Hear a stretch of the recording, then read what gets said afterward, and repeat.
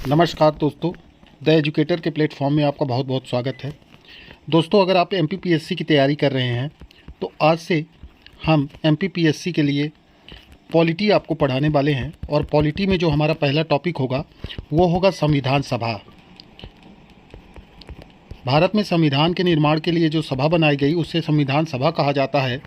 हमारा टॉपिक होगा constituent assembly. तो चलिए हम अपनी वीडियो को स्टार्ट करते हैं। तो देखिए, इस पूरे लेक्चर में हम जिन टॉपिक को कवर करने वाले हैं उनको हम एक बार शॉर्ट में देख लेते हैं। सबसे पहले हम संविधान सभा कॉन्स्टिट्यूएंट असेंबली का परिचय जानेंगे, उसका नॉर्मल इंट्रोडक्शन देखेंगे। उसके बाद जो हम टॉपिक कवर करेंगे वो काफ़ी बड़ा टॉपिक है और काफ़ी इम्पोर्टेंट टॉपिक है, संविधान सभा का इतिहास या संविधान सभा की पृष्ठभूमि, हिस्ट्री और बैकग्राउंड ऑफ कॉन्स्टिट्यूएंट असेंबली कि भारत में कॉन्स्टिट्यूएंट असेंबली की क्या हिस्ट्री रही है, भारत में कॉन्स्टिट्यूएंट असेंबली की मांग कब से शुरू हुई, भारत में संविधान सभा की मांग कब से शुरू हुई और अंततः जो है भारत में कब संविधान सभा बनाई गई। बेसिकली इस लेक्चर में हम इन्हीं दो टॉपिक को कवर करेंगे क्योंकि वीडियो हमारी लंबी हो जाएगी। और लेटर हम देखेंगे संविधान सभा का गठन, फॉर्मेशन ऑफ कॉन्स्टिट्यूएंट असेंबली, और देन संविधान सभा से रिलेटेड समितियाँ, अध्यक्ष, सदस्य, committee, chairman, member of constituent assembly. तो चलिए हम शुरू करते हैं। एक छोटा सा इंट्रोडक्शन लेते हैं संविधान सभा का। तो यहाँ पे आप देख पा रहे हैं संविधान सभा कॉन्स्टिट्यूएंट असेंबली। ये जो आप अपनी स्क्रीन पे लोगो देख पा रहे हैं ये कॉन्स्टिट्यूएंट असेंबली ऑफ इंडिया का ऑफिशियल लोगो है। अब देखिए इसकी छोटी मोटी जानकारी हम ले लेते हैं। जैसे इंट्रोडक्शन हम कवर करेंगे और उसमें हम देखते हैं कि भारत में संविधान सभा की स्थापना, इस्टेब्लिशमेंट कब हुआ।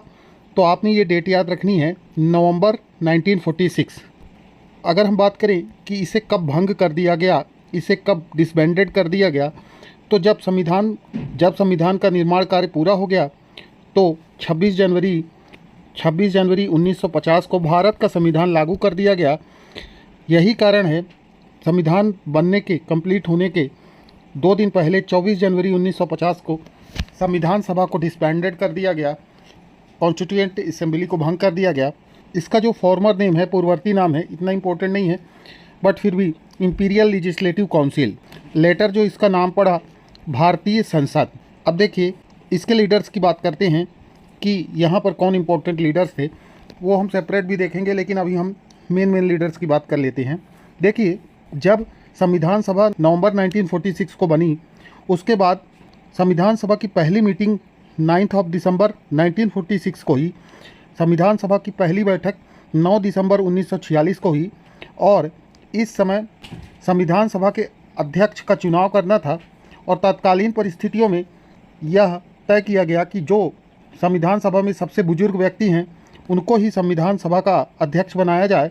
तो अस्थायी तौर पर टेम्परेरी प्रेसिडेंट संविधान सभा के सबसे बुजुर्ग व्यक्ति सच्चिदानंद सिन्हा को बनाया गया। अच्छा, संविधान सभा की जो दूसरी बैठक हुई वो हुई 11 दिसंबर 1946 को और तब यहाँ पर परमानेंट चेयरमैन, अध्यक्ष को चुन लिया गया जो कि थे डॉक्टर राजेंद्र प्रसाद। तो संविधान सभा की दूसरी बैठक जो 11 दिसंबर 1946 को हुई उसमें डॉक्टर राजेंद्र प्रसाद को संविधान सभा का स्थायी अध्यक्ष या परमानेंट चेयरमैन चुन लिया गया। अब यहाँ पर देखिए, ठीक है, इसको हम डिटेल में पढ़ेंगे। चेयरमैन ऑफ ड्राफ्टिंग कमेटी, मतलब जो संविधान का ड्राफ्ट जिसने तैयार किया था उस कमेटी के जो चेयरमैन थे, प्रारूप समिति के जो अध्यक्ष थे वो थे डॉक्टर भीमराव अंबेडकर। और ड्राफ्टिंग कमेटी कब बनी थी? वो बनी थी 29 अगस्त 1947, 29 अगस्त 1947। तो बेसिकली ये एक जनरल इंट्रोडक्शन था संविधान सभा से रिलेटेड। अब देखिए, हम यह जानने की कोशिश करेंगे कि भारत में संविधान सभा या भारत में संविधान का इतिहास क्या रहा है, भारत में संविधान बनाने के लिए संविधान सभा की डिमांड कब से चल रही है, वो सारा हम इस लेक्चर में अब देखेंगे। पूरा हिस्टोरिकल बैकग्राउंड, ऐतिहासिक पृष्ठभूमि। यहाँ पर देखिए, यहाँ पर जो भी कुछ इन्फॉर्मेशन दी हुई है वो आपके एग्जाम पॉइंट ऑफ व्यू से काफ़ी इंपॉर्टेंट है। ये जो पूरा हम पृष्ठभूमि देखने वाले हैं, संविधान सभा की डिमांड भारत में कब से हो रही है। देखिए, आपको पता है कि 1946 को हमारी कॉन्स्टिट्यूएंट असेंबली बनती है संविधान बनाने के लिए, लेकिन संविधान की जो डिमांड है वो यहाँ पर आप देख रहे हैं 1895 से ही चल रही थी। मतलब बहुत पहले, लगभग 50 साल से संविधान सभा को बनाने की मांग चल रही थी और इसका एक 50 साल का इतिहास है, उसे हम समझने का प्रयास करते हैं। तो देखिए, for the first time the demand for the constituent assembly, सर्वप्रथम संविधान सभा की मांग किसने की? तो बाल गंगाधर तिलक ने 1895 में की। सबसे पहले संविधान सभा की मांग किसने की? आपको पता है कि इस समय हमारे यहाँ ब्रिटेन का शासन है और इस समय बाल गंगाधर तिलक जो कि एक एक्सट्रीमिस्ट लीडर हैं, एक उग्रवादी नेता हैं, उन्होंने पहली बार 1895 ईस्वी में भारत में संविधान सभा की मांग करी। इसके अलावा एक और लीडर का आपने नाम सुना होगा, गोपाल कृष्ण गोखले। गोपाल कृष्ण गोखले जो कि महात्मा गांधी के राजनीतिक गुरु थे, है ना।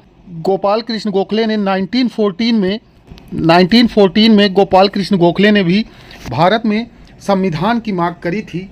एक संविधान बनाने के लिए एक संविधान सभा की डिमांड करी थी।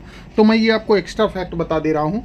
बाल गंगाधर तिलक ने 1895 में एक संविधान सभा की मांग की जो भारत का संविधान बनाए, और बाद में महात्मा गांधी के राजनीतिक गुरु गोपाल कृष्ण गोखले ने सेम यही डिमांड 1914 में रखी। अच्छा, तो ये फैक्ट आप याद रखिएगा। उसके बाद देखिए, the first idea of creation of the constituent assembly. अब इस संविधान सभा को बनाने का विचार सबसे पहले किसने प्रस्तुत किया? तो the most important Swaraj party. इन्होंने 1924 में सबसे पहले कॉन्स्टिट्यूएंट असेंबली को संविधान सभा बनाने का विचार रखा। अब बेसिकली ये जो स्वराज पार्टी थी, ये मोतीलाल नेहरू और चित्तरंजन दास, इन लोगों ने ये स्वराज पार्टी बनाई थी और इस स्वराज पार्टी ने पहली बार भारत में कॉन्स्टिट्यूएंट असेंबली के क्रिएशन की बात रखी। उसको बनाने का सर्वप्रथम विचार इन्होंने रखा। 1924 की घटना है ये। अब देखिए, एक और ऐसा ही fact, first attempt to present the outline of the constitutional system, मतलब भारत में संवैधानिक प्रणाली की रूपरेखा सबसे पहले कहाँ प्रस्तुत की गई? तो एक बिल था, तो bill presented by Gandhi ji in Commonwealth of India in 1925। Commonwealth of India में गांधी जी ने एक बिल प्रस्तुत किया था। उस बिल में उन्होंने भारत में सबसे पहले कॉन्स्टिट्यूशनल सिस्टम की एक आउटलाइन प्रेजेंट करी थी। और आपको पता है कि गांधी जी ने ये कहा था कि जो इंडिया का कॉन्स्टिट्यूशन है वो भारतीयों की इच्छा अनुसार होना चाहिए। जो भारत का संविधान बनेगा वो किसकी इच्छा अनुसार होना चाहिए? वो भारतीयों की इच्छा अनुसार होना चाहिए, ऐसा कहा था महात्मा गांधी ने। और ये 1925 की बात है। और मैं आपको एक और फैक्ट बता देता हूँ, 1922 में भी गांधी जी ने कुछ ऐसी ही डिमांड रखी थी। अब हम एक फैक्ट और देखते हैं कि idea of formation of constituent assembly, एक बार फिर से कॉन्स्टिट्यूएंट असेंबली को फॉर्म करने का जो आइडिया दिया था वो किसने दिया था? तो देखिए, वो दिया था एम.एन. राय ने 1934 में। अब देखिए, ये जो इतने दिनों से डिमांड चल रही थी संविधान सभा को लेकर, उस डिमांड को आखिरी बार पंडित जवाहरलाल नेहरू ने रखा। और यहाँ पर देखिए आप, the last decision to form the constituent assembly, संविधान सभा के लिए अंतिम निर्णय, संविधान सभा बनाने के लिए अंतिम निर्णय पंडित जवाहरलाल नेहरू जी ने लिया। उन्होंने कहा था कि भारत में जो संविधान बनेगा वो भारतीयों की इच्छा अनुसार होगा। और इसको फिर लेटर एक प्रपोजल आया जिसे अगस्त प्रपोजल कहते हैं, या जिसे हम कहते हैं अगस्त प्रस्ताव। अगली स्लाइड में हम उसको समझते हैं। एक अगस्त प्रस्ताव आया 1940 में और पंडित जवाहरलाल नेहरू की इस डिमांड को ऑफिशियली इसको क्या कर लिया गया? स्वीकार कर लिया गया। अब देखिए, लेकिन अभी कॉम्प्लिकेशंस बहुत है। अभी यहाँ पर ऑफिशियली स्वीकार किया जाएगा, लेकिन तभी संविधान सभा का गठन भारत में हो नहीं जाएगा, क्योंकि बहुत सारे ऑब्स्टेकल्स हैं। जैसे इंडिया में बहुत सारी पार्टी थी, ऑल इंडिया मुस्लिम लीग थी, इंडिया में कई सारे देसी राजे रजवाड़े हुआ करते थे, वो लोग भी थे। तो ये काफ़ी कॉम्प्लेक्स सिचुएशन थी। तो आइए हम सबसे पहले चलते हैं और देखते हैं अगस्त प्रस्ताव, अगस्त प्रपोजल। देखिए, 1940 में जो भारत के वायसराय थे वो थे लॉर्ड लिनलिथगो, और लॉर्ड लिनलिथगो ने अगस्त 1940 में एक प्रपोजल, एक प्रस्ताव अनाउंस्ड किया, और उसको ही बोला गया क्या? उसको ही बोला गया अगस्त प्रपोजल या अगस्त प्रस्ताव। कब इन्होंने किया? ये डेट इंपॉर्टेंट है, 1940। ये देखिए, ये है लॉर्ड लिनलिथगो। इन्होंने प्रपोज्ड किया कि हम इंडिया को डोमेनियन स्टेटस देंगे, इंडिया को अधिराज्य का दर्जा देंगे। अब ये अधिराज्य क्या होता है? अधिराज्य जो ब्रिटेन है वो ये कहता है कि जिस किसी को हमारे कॉमनवेल्थ में शामिल होना हो वो हमारे कॉमनवेल्थ में शामिल हो सकता है, हमारे अंतर्गत वह जो है शासन चला सकता है। इसको बोलते हैं डोमेनियन स्टेटस, अधिराज्य का दर्जा। अब देखिए, डोमेनियन स्टेटस की बात कर रहे हैं यहाँ पे लॉर्ड लिनलिथगो, लेकिन आपको पता है पंडित जवाहरलाल नेहरू ने टोटल इंडिपेंडेंस की बात करी थी, पूर्ण स्वराज की बात करी थी कि भैया हमको तो टोटल इंडिपेंडेंस चाहिए, पूर्ण स्वराज चाहिए, उससे कम हम कुछ भी नहीं लेंगे। अच्छा, इसमें और क्या प्रपोजल था कि भैया हम आपको डोमिनियन स्टेटस देंगे, अधिराज्य का दर्जा देंगे, और वायसराय की जो एग्जीक्यूटिव काउंसिल है, जैसे आप शुरू से ही पढ़ते आए हैं पॉलिटी में कि वायसराय की एग्जीक्यूटिव काउंसिल है, अगर आपने नहीं पढ़ा है तो मैं आपको समझाता हूँ। एग्जीक्यूटिव काउंसिल मतलब ये होता है कि वायसराय की उसके कार्यों में हेल्प करने के लिए एक मिनिस्ट्री टाइप की होती है, उसे एग्जीक्यूटिव काउंसिल कहते हैं। तो उन्होंने कहा कि हम वायसराय की एग्जीक्यूटिव काउंसिल में जो है इंडियंस को मेजॉरिटी देंगे, मतलब ज़्यादा से ज़्यादा वायसराय की एग्जीक्यूटिव काउंसिल्स में कौन होंगे? इंडियंस होंगे। वायसराय की काउंसिल विस्तार में भारतीयों की अधिक भागीदारी होगी।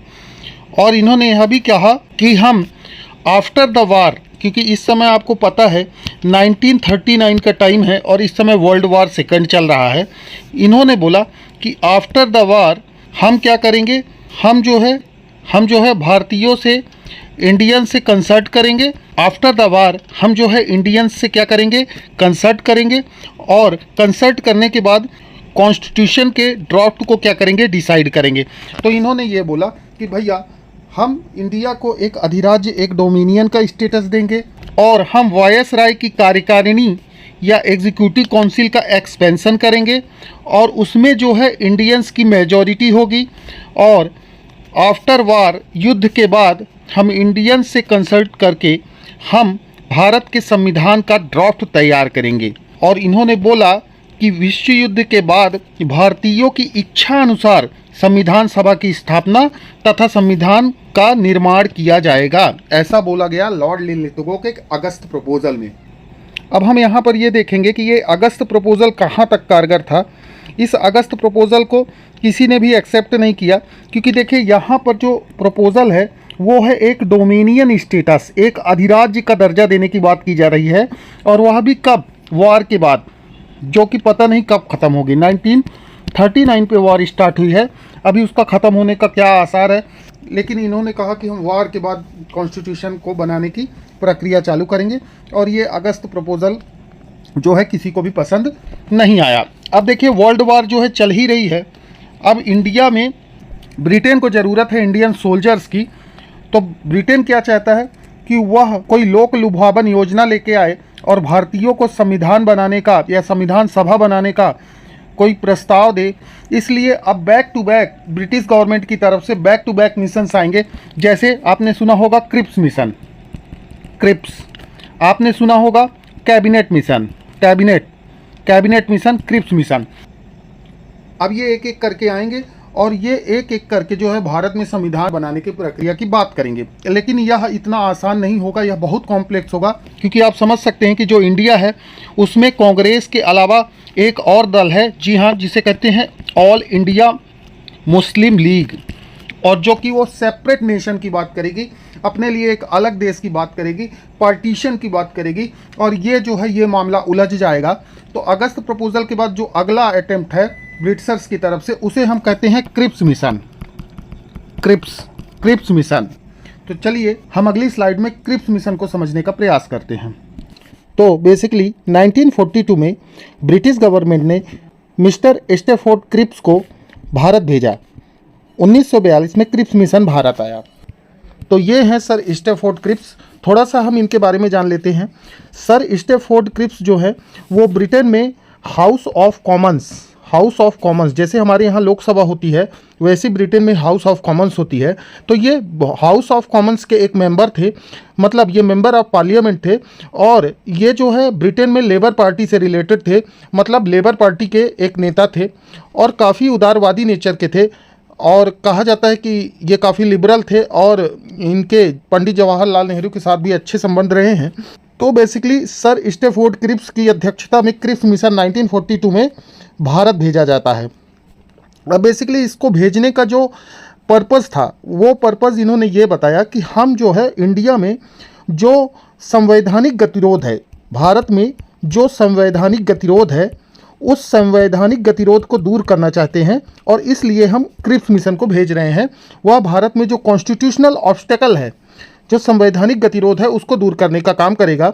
लेकिन मैं यहाँ आपको बता दूं कि इसके पीछे एक छुपा हुआ उद्देश्य भी है, क्योंकि आपसे मैंने अगस्त प्रपोजल में ही चर्चा की थी कि इस टाइम वर्ल्ड वार 2 जो है स्टार्ट हो गया था और कहीं ना कहीं भारतीय सोल्जर्स का साथ पाने के लिए भारत में क्रिप्स को भेजा जाता है कि ताकि वह जो है अपना मिशन लेकर जाएं। जैसा कि यहाँ पर मैंने मेंशन किया है कि क्या ऑब्जेक्टिव था इसका, तो British government to get the cooperation of Indians in the world war, मतलब वर्ल्ड वार में इंडियंस का क्या है कॉपरेशन चाह रही थी ब्रिटेन, क्योंकि आपको पता है 1914 में भी वर्ल्ड वार फर्स्ट के समय जो ब्रिटेन ने जो युद्ध जीता उसमें कहीं ना कहीं भारत के सोल्जर्स का एक महत्वपूर्ण योगदान था।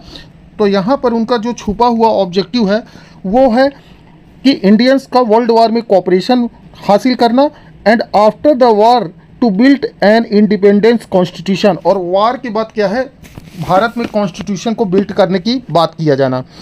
उद्देश्य भारत का विश्व युद्ध में साथ प्राप्त करना तथा एक स्वतंत्र संविधान का निर्माण करना। तो बेसिकली ये इनका क्या था, ये इनका उद्देश्य था। अब देखिए वर्ल्ड वार में साथ क्रिप्स इसलिए भी चाह रहे थे, या वर्ल्ड वार में साथ ब्रिटेन इसलिए भी चाह रहा था कि इस समय जापानीज़ जो हैं वो ब्रिटिश इंडिया के कई आसपास वाले इलाके पर कब्जा कर रहे थे और कहीं ना कहीं एक डर था मन में ब्रिटिशर्स के कि कहीं जापान इंडिया पे हमला न कर दे, और उसकी वजह से जो है इनको काफ़ी हानि उठानी पड़ सकती है। और कहीं ना कहीं भारतीय भी ये चाहते थे कि जापानीज़ आक्रमण ना करे, लेकिन वो ये चाहते थे कि ब्रिटेन से अपनी मांगों को पूरा करवाने का एक अवसर भी ढूंढ रहे थे। और यही कारण है कि क्रिप्स मिशन ने जो है यहाँ पर भारत में संविधान निर्माण की बात कही।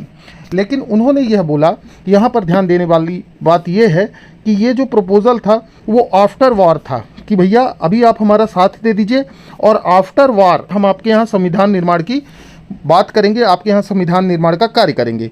अब देखिए इस पर काफ़ी बहस हुई है ना, और इस मिशन को रिजेक्ट कर दिया गया। This mission rejected by Congress, the Muslim league and other Indians groups. इस मिशन को कांग्रेस ने सिरे से खारिज कर दिया, मुस्लिम लीग ने भी इसे जो है नकार दिया और अदर जो इंडियन पार्टीज़ थी उन्होंने भी इसको नकार दिया। कांग्रेस, मुस्लिम लीग और अन्य भारतीय दल ने इसका क्या कर दिया, बहिष्कार कर दिया। अब बेसिकली हम यहाँ पर ये समझना चाहते हैं कि आखिर कांग्रेस ने इसका बहिष्कार क्यों किया। तो पहली बात तो यहाँ पर क्रिप्स मिशन में भी उन्होंने इंडिया को एक डोमिनियन स्टेट का दर्जा देने की बात करी। इसके अलावा उन्होंने इंडिया में आफ्टर वार ये सब जो है करने का फैसला किया, जिसके कारण से कहीं ना कहीं कांग्रेस के मन में एक असंतोष उभरा, क्योंकि जब शुरुआती तौर पे सर स्टेफोर्ड क्रिप्स आए थे तो वो गांधी जी के पास गए थे और गांधी जी से उन्होंने ये सारी बात रखी कि हाँ आप वर्ल्ड वार में हमारा साथ दे दीजिए और वार ख़त्म होते ही हम आपके यहाँ एक संविधान निर्माण के लिए एक संविधान सभा बुलाएंगे, एक कॉन्स्टिट्यूएंट असेंबली बुलाएंगे, आपका संविधान निर्माण का कार्य कराएंगे। अब बेसिकली गांधी जी ने इन्हें पहले ही बोल दिया था कि अगर आप इस तरह का प्रपोजल लेके आते हैं तो भैया आप पहली फुर्सत में यहाँ से निकल जाइए, पहली फुर्सत में निकल जाइए, क्योंकि ये किसी को भी मंजूर नहीं होगा, मुझे भी ये मंजूर नहीं है। और महात्मा गांधी ने इसे क्या कहा था, महात्मा गांधी ने इसे पोस्ट डेटेड चेक कहा। पोस्ट डेटेड चेक मतलब उन्होंने यह कहा कि बेसिकली जो ये क्रिप्स मिशन है वह क्या है, वह एक पोस्ट डेटेड चेक है, एक अगली तारीख का चेक है, क्योंकि ये वर्ल्ड वार के बाद की बात कर रहे हैं जिसकी तारीख ही निश्चित नहीं है कि वर्ल्ड वार ख़त्म कब होगी, ये तो कोई निश्चित नहीं है। और वर्ल्ड वार में ब्रिटेन जीतता है या हारता है इसकी भी कोई गारंटी नहीं है। तो महात्मा गांधी ने इसे पोस्ट डेटेड चेक कहा। पंडित जवाहरलाल नेहरू ने कहा कि यह ऐसे बैंक का चेक है जो खुद दिवालिया होने वाला है या जो खुद बर्बाद होने वाला है, उस बैंक का चेक है ये। वहीं पट्टाभी सीतारामैया जैसे लोगों ने इसको कहा कि यह उस बच्चे का पोस्टमार्टम है जो अभी पैदा ही नहीं हुआ है। तो बेसिकली कांग्रेस वालों ने इसे बिल्कुल सिरे से खारिज कर दिया। उन्होंने बोला कि हम आपका ये प्रपोजल एक्सेप्ट नहीं कर सकते हैं। अब बात ये आती है कि इसका मुस्लिम लीग ने क्यों विरोध किया। तो यहाँ पर देखिए, ये पंडित जवाहरलाल नेहरू हैं, सरदार वल्लभ भाई पटेल हैं, मौलाना अबुल कलाम आज़ाद हैं, ये हैं सर स्टेफोर्ड क्रिप्स, और ये हैं मुस्लिम लीग के लीडर मोहम्मद अली जिन्ना, और ये हैं उनके सहयोगी लियाकत अली। अब यहाँ पर जो है मुस्लिम लीग क्या डिमांड करती है कि भैया हमें तो आप इंडिया के दो टुकड़े करो और हमें एक अलग देश बना दो और हमारे लिए एक सेपरेट कॉन्स्टिट्यूएंट असेंबली बनाओ, एक अलग से एक संविधान सभा का निर्माण करो। अब ये इतना ज़्यादा मसला उलझ गया कि इसे पंडित जवाहरलाल नेहरू ने बिल्कुल स्वीकार नहीं किया। मौलाना अबुल कलाम आज़ाद जो कि खुद एक मुस्लिम कौम के थे, वो खुद यह नहीं चाहते थे। वो जानते थे कि इससे कहीं ना कहीं भारत की इंटीग्रिटी जो है टूट जाएगी और सरदार वल्लभ भाई पटेल भी इससे काफ़ी क्षुब्ध हुए। लेकिन मोहम्मद अली जिन्ना इस बात पे अड़ गए कि हमें तो आप सेपरेट कॉन्स्टिट्यूएंट असेंबली दो। मतलब यहाँ पर उन्होंने जो है सीधे सीधे पार्टीशन की बात रख दी, क्योंकि आपको पता है 1939 या आसपास मुस्लिम लीग का एक सेशन लाहौर में हुआ था, वहाँ पर उन्होंने सेपरेट पाकिस्तान की डिमांड रखी थी। और ये मोहम्मद अली जिन्ना, लियाकत अली साहब इसी डिमांड पर अड़ गए कि भैया हमें तो आप सेपरेट नेशन बना दो, हमारे लिए सेपरेट कॉन्स्टिट्यूएंट असेंबली बना दो, हम तभी जो है सेटिस्फाइड होंगे। लेकिन यहाँ पर क्रिप्स मिशन में जो है ऐसा कोई प्रोविज़न था नहीं। तो Muslim League demanded for 2 separate constituent assembly for 2 separate nations. Muslim League ने 2 अलग अलग देशों के लिए 2 अलग अलग संविधानों की मांग रखी और जिसे स्वीकार नहीं किया गया। और कांग्रेस ने भी जो है इसे पोस्ट डेटेड चेक कह के जो है इसको अस्वीकार कर दिया और इस तरह से भारत में क्रिप्स मिशन फेल हो जाता है। अब भारत में कॉन्स्टिट्यूशनल ऑब्स्टेकल दूर हो ही नहीं पा रहा है और वर्ल्ड वॉर चल ही रही है। अब किसी न किसी तरीके से ब्रिटेन को इंडियंस का सपोर्ट चाहिए, तो इन्होंने एक और मिशन भेजा जिसे हम कैबिनेट मिशन के नाम से जानते हैं। और अल्टीमेटली कैबिनेट मिशन ही वह मिशन है जिसके थ्रू जो है भारत में फाइनली जो है कॉन्स्टिट्यूएंट असेंबली का निर्माण होता है। तो आइए चलिए हम अपनी स्लाइड में कैबिनेट मिशन को समझने का प्रयास करते हैं। फाइनली अब हम आ जाते हैं कैबिनेट मिशन पे। देखिए यहाँ पर कुछ आपको फैक्चुअल डाटा याद करना पड़ेगा, जैसे कैबिनेट मिशन भारत कब आया। आपको ध्यान रखना है मार्च 1946 में कैबिनेट मिशन भारत पहुंचा। ऑब्जेक्टिव क्या था? भारत में संविधान का निर्माण करना। अच्छा, यहाँ पर आप देख सकते हैं कि इस कमेटी में कितने मेंबर थे? 3 मेंबर थे, sir Stafford Cripps, A.V. Alexander and India secretary lord Pethick. ये आपने ध्यान रखना है कि इस समिति में कैबिनेट मिशन में 3 लोग थे, स्टैफोर्ड क्रिप्स मिशन वाले, A.V. अलेक्जेंडर और पैंथिक लॉरेंस। कैबिनेट मिशन ने किसी समझौते का प्रयास करने के लिए 1946 में एक शिमला में सम्मेलन बुलाया, लेकिन कोई वहाँ पर सलूशन निकल नहीं पड़ा। अब देखिए इस समय वर्ल्ड वॉर सेकंड ख़त्म हो चुका है और ब्रिटेन के ऊपर प्रेशर है कि आप जो है डीकोलोनाइजेशन पे काम करें और आप जितना जल्दी से जल्दी हो सके भारत को खाली कर दें। And that is the another reason behind the independence of India. चलिए उसकी कभी और बात करेंगे, आगे बढ़ते हैं। यहाँ पे देखिए, the Muslim League demanded 2 separate constituent assembly for 2 separate countries, that is India and Pakistan. ये तो भाई अगस्त प्रपोजल 1940 और उसके बाद क्रिप्स मिशन 1942 तब से यही डिमांड कर रही थी। मुस्लिम लीग ने 2 अलग देशों के लिए 2 अलग संविधान सभाओं की मांग की, जो थी भारत और Pakistan. But the cabinet mission rejected the demand for 2 constituent assembly. उसने इसे रिजेक्ट कर दिया और फिर उसके बाद finally the constituent assembly of India was formed on November 1946 under the cabinet mission plan. तो आपने ये ध्यान रखना है, अगर आपसे पूछता है कि भारत का संविधान किस मिशन पर बना, तो कैबिनेट मिशन की योजना पर बना। अंततः भारत में कैबिनेट मिशन योजना के तहत नवंबर 1946 ईस्वी को भारतीय संविधान का गठन हुआ। तो अपने नेक्स्ट लेक्चर में हम भारतीय संविधान के गठन को समझेंगे। कैबिनेट मिशन के तहत वो सारा सीटों को एलोकेशन और वो पूरा कॉन्स्टिट्यूएंट असेंबली के टिपिकल टाइप के क्वेश्चन जो आपके MPPSC एग्ज़ाम में बन सकते हैं, उन सबको हम क्लियर करेंगे। तो दूसरे पार्ट के लिए इंतज़ार करिए। तब तक के लिए जय भारत, जय हिंद।